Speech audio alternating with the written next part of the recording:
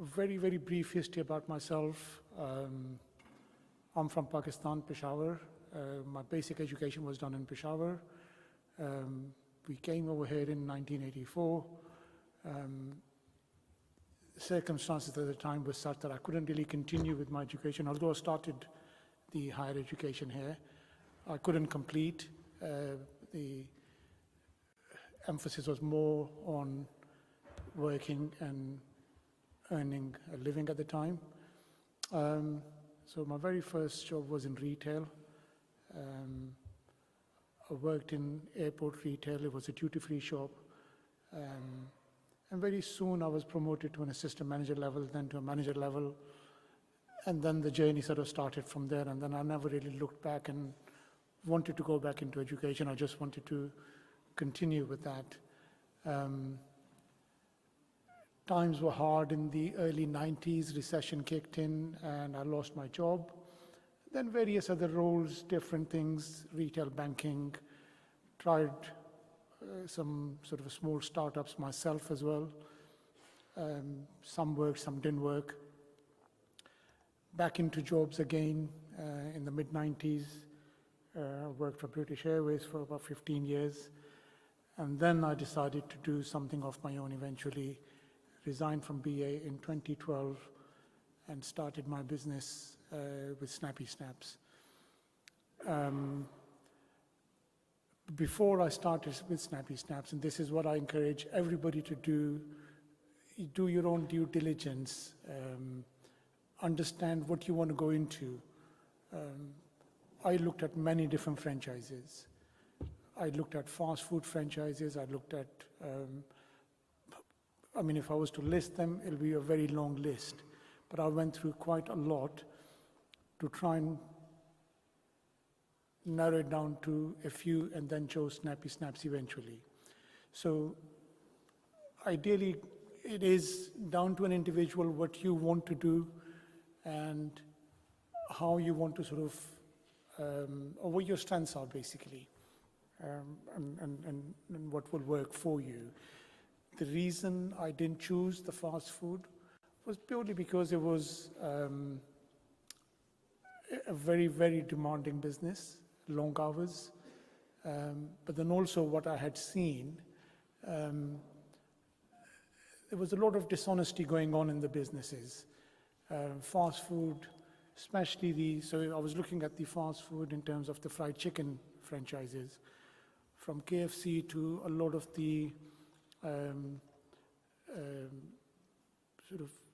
think there was Chicken Cottage, there was other brands, mostly evolved out of KFC back in the 80s. But people weren't being honest with the franchisor and then eventually with the taxman, so you're asking for trouble somewhere along the line. Snappy Snaps came across to me much more above board, clean business. Initially, I thought it won't require the time that I thought I would be putting into a food business. I was wrong. Any new business will require a lot of time initially. Although the business itself is 9 to 5, I put a lot of hours in initially. So any new startup, please be prepared that you will be putting in more time into it. The more time you put into it, the more you learn the business, you can be better at it. So I'll just go through some very basic slides, and then I'll take some questions at the end.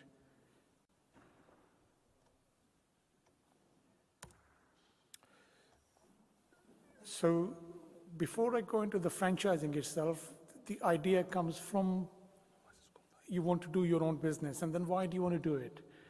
You either enjoy it, you like it, you're good at something. So for example, in my case, Snappy Snaps is a photography franchise. I'm not a photographer. So in some businesses, you don't really have to be for example, I don't really have to be a photographer to be running a successful franchise in Snappy Snaps. But some businesses will require that.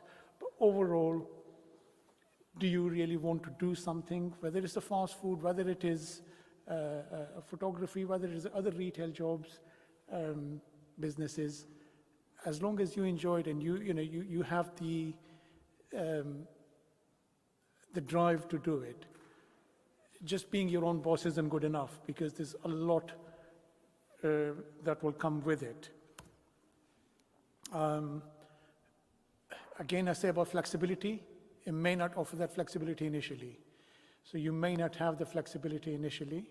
I have a lot of flexibility now. In the early years, I hardly had any time. My kids were younger, they were going to school, then into unis, and I had hardly any time for them at that stage. But it's the price you pay, and it was a calculated sort of position that I wanted to be in. A quick comparison of a franchise business versus independent business. Why do we want to do a franchise? Why not do it myself? I could potentially open up a Photoshop myself, run it myself, but could I do that 12, 15 years ago with zero experience? Maybe not. Can I do it now? Maybe yes. So again, the question you need to ask yourself is, why do you want to do a franchise? Now, a very quick comparison, basically. So every business can potentially fail when you start. Franchise businesses, there's a proven record, less chances of failure provided you choose a decent franchise. Certain franchises are very, very strong. They won't let you fail, but it is very, very difficult to get into them. A quick example will be McDonald's. If you go into a franchise with McDonald's, it is not easy. I believe it is probably maybe 2 or 3 people out of 1,000 applications will be successful. But then they'll choose the kind of individual who will run that business, and they have the faith in you. They won't let you fail unless you can't run the business at all.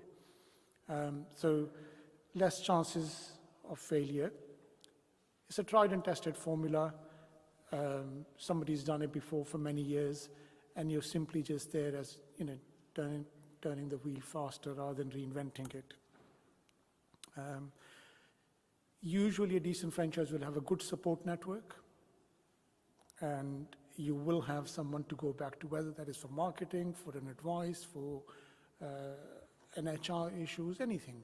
But a decent franchise will have a decent support network. The downside is obviously you have to pay royalties, and that percentage fee, some franchises will charge you a fixed percentage, some will charge you a fixed lump sum on a monthly, weekly basis, but you do end up paying for royalties, and some will include a franchise fee as well as a bit of a marketing fee.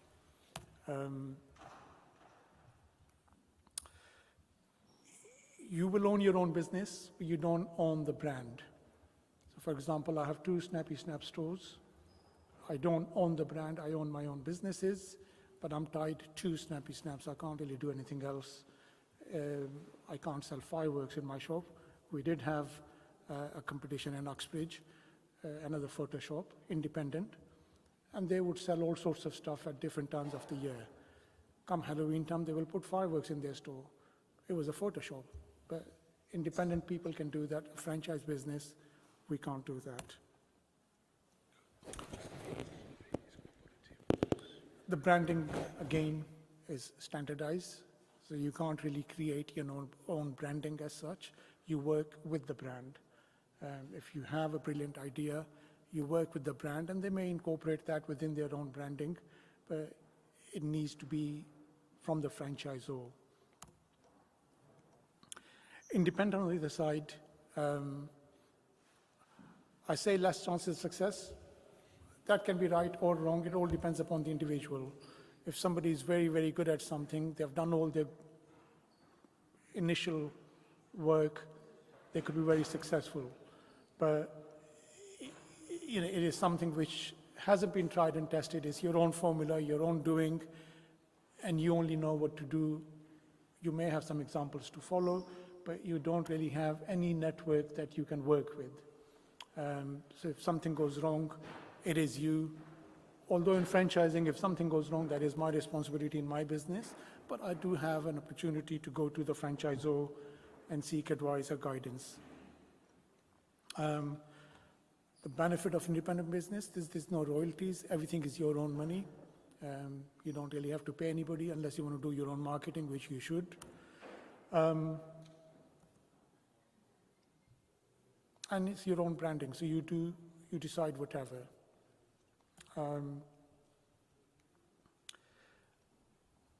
Like I said earlier, in the businesses, any business that you want to do, you must be inspired by something or someone. Why do you want to do it? In my case, while I was still working for British Airways, I was driving to work one morning and I heard an interview on the local radio station, and they were talking to a McDonald's franchisee.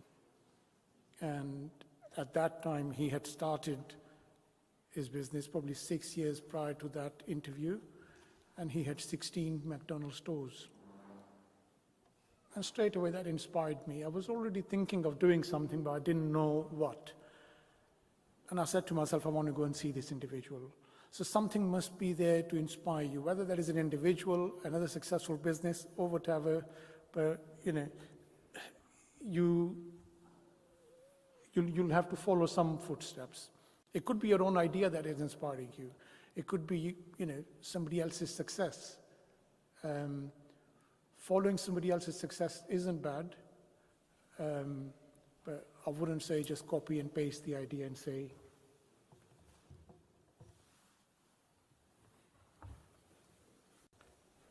So,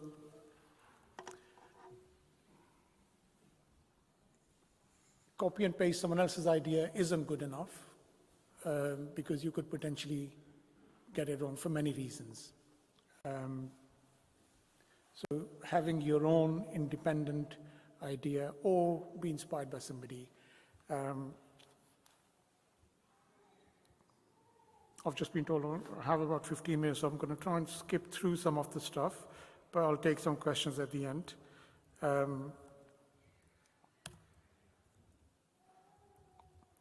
Again, I've already talked about that. So if you follow somebody, if you are inspired by somebody, you probably want to meet them, ask them questions, any ideas, anything that kind of scares you from getting into it, ask them questions. And a lot of the time, a successful businessman will always give you the time to sort of guide you in the right way. And I definitely was guided initially from this individual. When you want to choose a franchise, how do you know which one to go for? And I've already said that initially. It depends upon what you want to do and what works for you. But also you want to look at the network. Do they give you a decent support network? Is the business model robust? How long have they been trading? Go and speak to various different franchisees rather. Some franchisors will not allow you to see the franchisees before you get into their system. So for example, maybe Snappy Snaps, if you want to become a franchisee and you want to go and speak to a franchisee before you have signed up a franchise agreement, they may not allow that. But on a personal level, you could potentially come to me and speak. But if you're looking into a franchise, there's a lot of business disclosure, NDAs for you to sign. They don't want you to go to a franchisee and ask business-related questions before you sign up an agreement with them. So just be careful. On your own, you could potentially just go to a businessman and ask the questions and see if they are willing to give you the answers.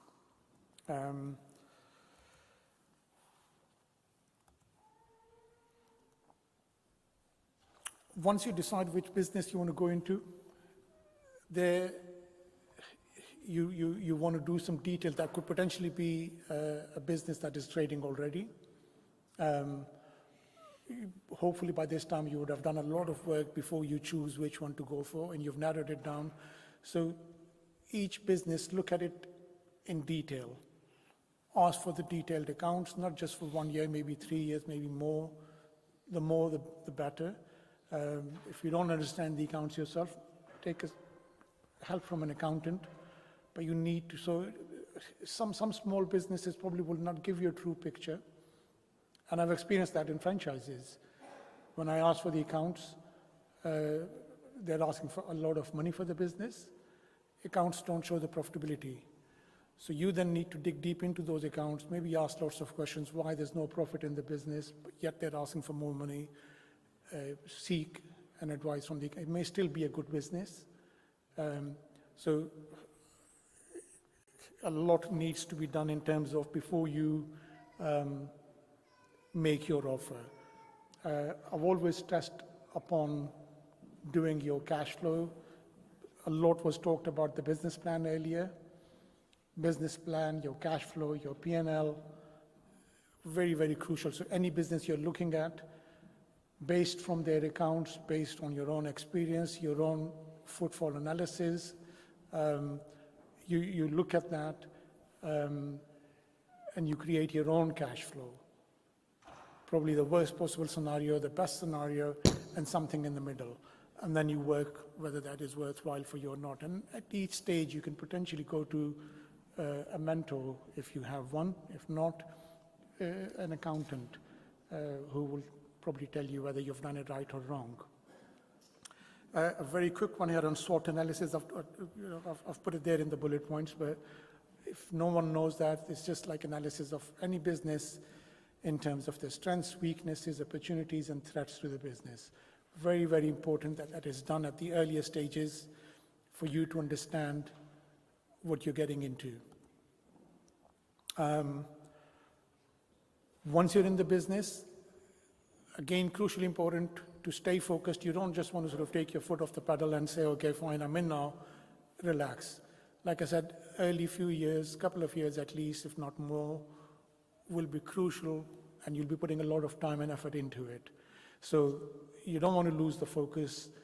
In a franchise business, best practice is you follow their system rather than creating something of yourself. In a franchise business, I'll give an example of Big Mac. Big Mac in McDonald's was invented by a franchisee. But that franchisee probably would not have invented that on day one. Would have been in business for some time. Then he came up with the idea, goes to McDonald's, say, okay, this is what I want to do, and they buy into that. So initially, I would say you follow the system and do it as best as you can.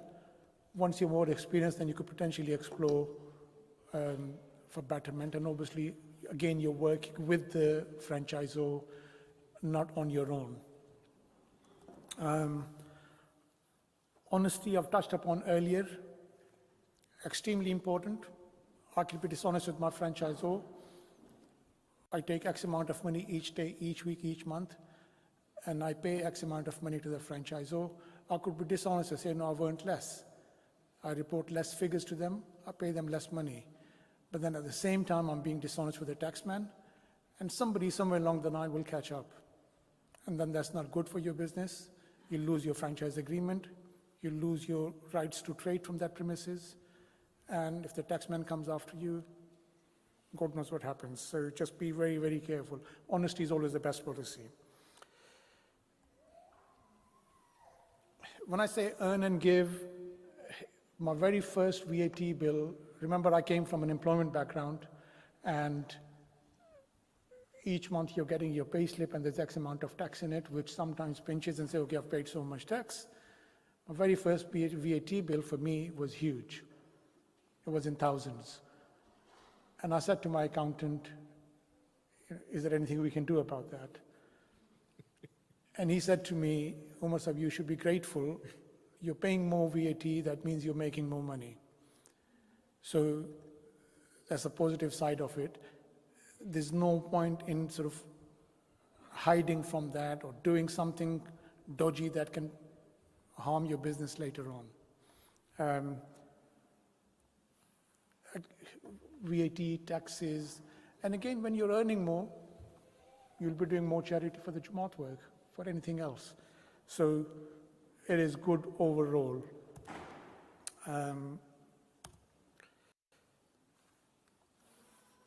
That was a very, very quick presentation. I said like it was mainly for the new starters.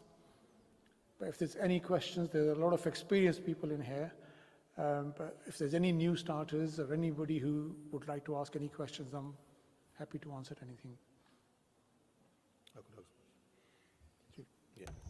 Jazakallah Masaf for this presentation. I guess for many of us wondering for going to franchising as an option, how much do you, on average, of course it depends on industry, but how much on average would a franchise cost? How much you mentioned about paying your franchisor every month, how much do you pay to them? And how long did it take you to break even and become profitable? Okay, so that all, like I said, initially in your initial analysis in financials, the cash flows and P&Ls, I worked out that investment differs from franchise to franchise. Franchise fee is the initial cost that will cost you once you agree on a franchise. So for example, with Snappy Snaps, at the time I had to pay £17,500, which was a franchise fee for me to become a franchisee. Then I'm on their books as a franchisee. Then they will disclose stores which are being sold within their network. And then the price depends upon who's selling the store. That could be depending. And again, a very, very quick rule of thumb was at the time, still is in retail, you look at the profitability of the business. You don't pay for the potential of the business. If the business is badly run, you could potentially negotiate a better price. But you'd look 2 to 3 years return of investment, depending upon the price that you buy. So anything more than 3 years would probably be a bit risky. This is why, I mean, I've looked at some food franchises where the franchise agreement was 7 years, but when I looked at the return of investment, it was like 11 years. A definite no-no for me, but there are people who are successfully running those franchises. How they run them is beyond me, but it happens. Oh, there's a question there.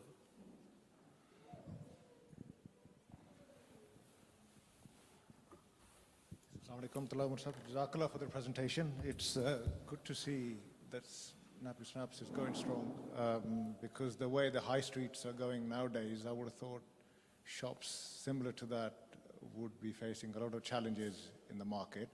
How have you, I've got two questions in fact. One is, how have you seen the franchise model evolving over the years since you were starting out, to what kind of proposition that are offered through the franchise model now, given the threats, market threats that are faced by businesses right now? Okay, so market changes all the time, and in any business environment isn't really static. So it changes with the time, and you must be able to move with the time.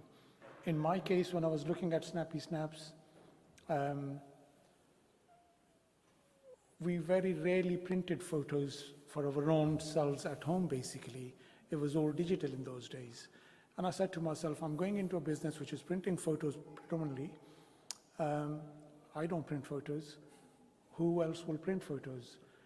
And I asked a question to the franchisor saying, you know, your main business is printing photos, but it's a digital age. This was 2012. And there's always a positive side to what we think is negative. What they said is, before, when it was analog, like film photography, you were limited to 24 exposure or 36 exposure film. The number of pictures that you will take at a wedding, at a party, or whatever, were all dependent upon how many film rolls you had or you're prepared to spend. With the digital, you don't have that limit. You take as many as you want. Because you're taking more photos, you're printing more. What I found once I got into the business, and even today, the printing side of our business is still very, very strong.